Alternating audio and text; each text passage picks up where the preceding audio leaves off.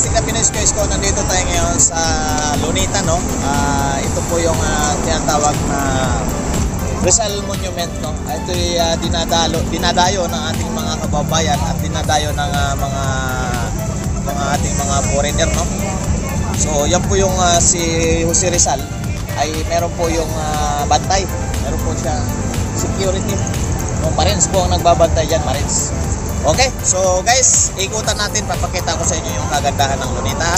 Update natin sa pagkatapos po ng pandemic. Okay. Ayan mga kapatid, not mga kastig, yan yung mga nakatala dyan at yan yung mga nakasulat sa mga kasaysayan ni Dr. Jose Rizal.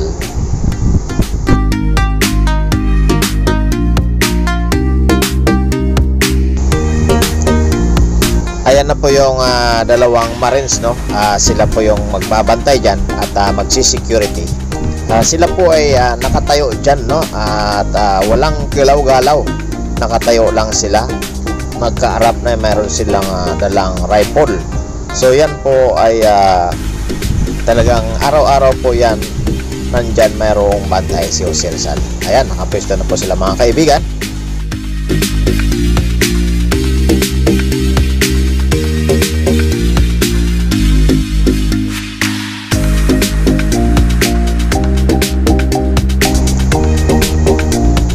Ito naman ang flagpole dito sa Lunita na kung saan ay sobrang taas at napakalaki ng ating bandila.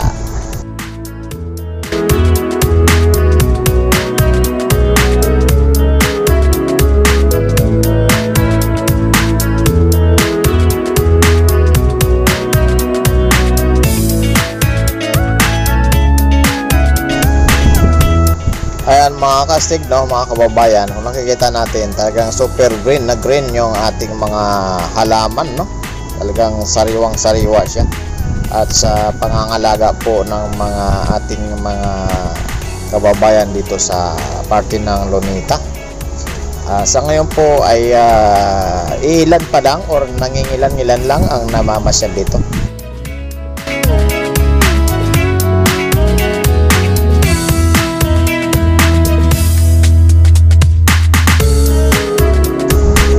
Ayan mga kastig, makikita natin yung mga bulaklak. Ang ganda ng mga bulaklak, no? Talagang buhay na buhay at kulay na kulay po mga kapatid. Ayan mga kastig, no? Yung nakasulat dyan ay ang sinasabi ay dito pala siya binaril si Dr. Jose Rizal nung araw, no? Itong part na ito. So yun po ang nakasulat dyan sa nakatalaan na iyan. Okay.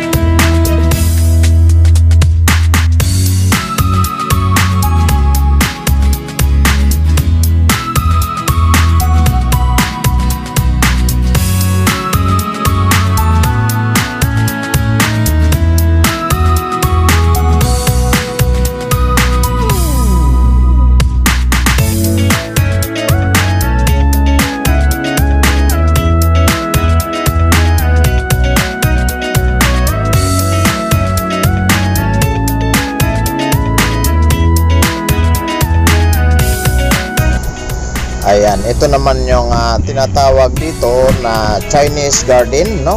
Ngunit hindi na po tayo pumasok sa looban at tayo ay nasa labas lamang, no? At pero pwede pong pumasok doon sa loob na kung saan pwedeng marami kayong makikita. Okay?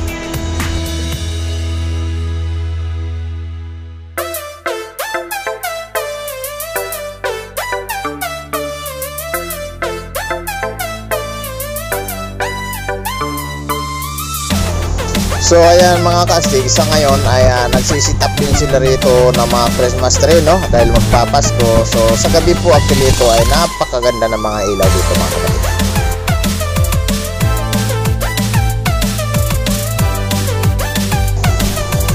Ayan, no? At malibang kay Dr. Jose Rizal na statue ay meron din pong mga ilan ditong mga statue na iba't ibang mga kilalang tao, no? Maliban sa pagiging bayani ay merong mga iba't ibang mga statue na mga kilalang tao dito sa lugar ng Lunita. Ang lugar namang ito, ang parting ito ay ito yung tinatawag na dancing fountain, no? Dancing fountain na kung saan yung mga tubig na yan na tumatakbo or gumagalaw yan pag may music or may tugtog, sila ay sumasabay sa tugtog. At pagkagabi po ay meron po yung ilaw na sumasabay sa mga tislap ng ilaw. Kaya napakaganda pong tingnan dito pag oras ng gabi po, mga kapatid, no? Dahil pinapailaw po yan ang lahat ng ilaw dito sa Lunita, katulad na rin dito sa nasabing fountain dancing.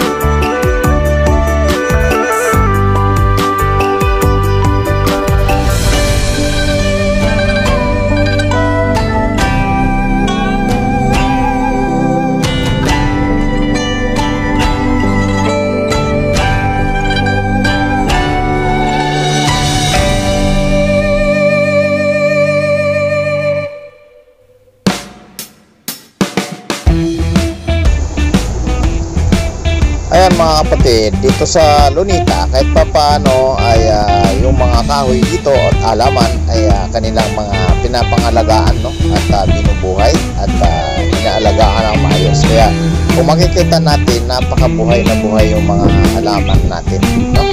At ito, ang isang ito ay ito yung ating pambansang dahon na kung saan siya tinatawag na nahaw.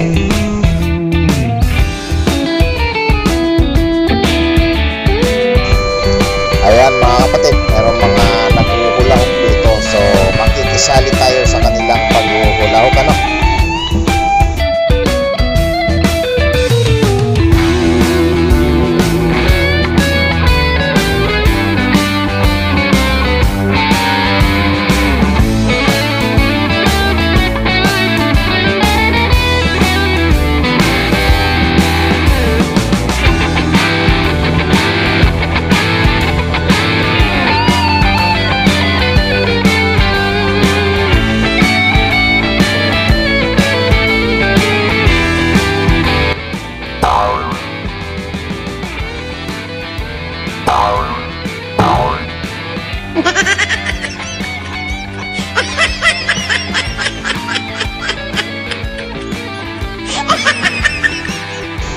Ayan, hanggang dito na lamang po, mga kapatid. Sana po ay nasiyahan kayo sa video ito. Okay, maraming salamat po.